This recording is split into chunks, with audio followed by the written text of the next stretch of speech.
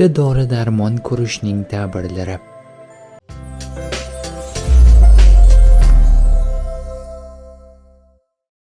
Tushdagi dori darmon iymonning butligidir. Dori ichganini ko'rgan kishi dindor bo'lsa, dinida to'g'rilikka erishadi. Din bilan aloqasi bo'lmasa, dunyosi obod bo'ladi.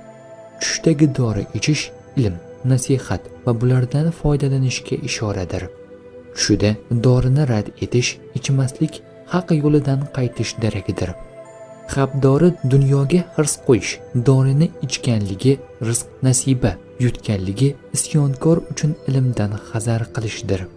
Tushda bilik ishlatish, so'rab surishtirish, sirli narsalarni bilishga qiziqish alomatidir. Ko'ziga dori tomizganini ko'rgan kishi diniy hayotga yanada ko'proq ahamiyat beradi. Yutishi qiyin bo'lgan, tomoqdan o'tishi mushkul bo'lgan dori tez tuzaladigan kasallikdir. Ibn Sirin aytadiki, har kim tushida o'z kasalligi uchun dori ichganini va u dori kasalligiga mos kelganini ko'rsa, dinining yaxshi bo'lishiga intilishini bildiradi. Tushida dori ichganini va mos kelmaganini ko'rsa, dinsozligi undan yo'q bo'lishiga ishora. Tushida o'z tandurustligi uchun dori ichganini ko'rsa, dorining mosligiga muvofiq dunyosining sozligini qidirishiga dalildir. Tushida odamlar uchun dori tayyorlayotganini ko'rsa, Alloh taolo haq uchun ehson qilishiga ishora qiladi.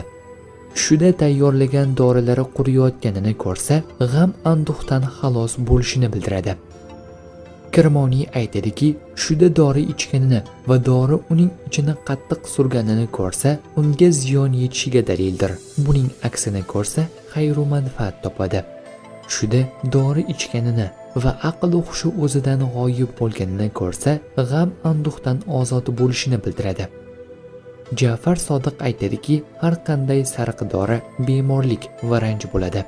Ichish makruh hisoblangan har qanday dori bemorlikka ishoradir.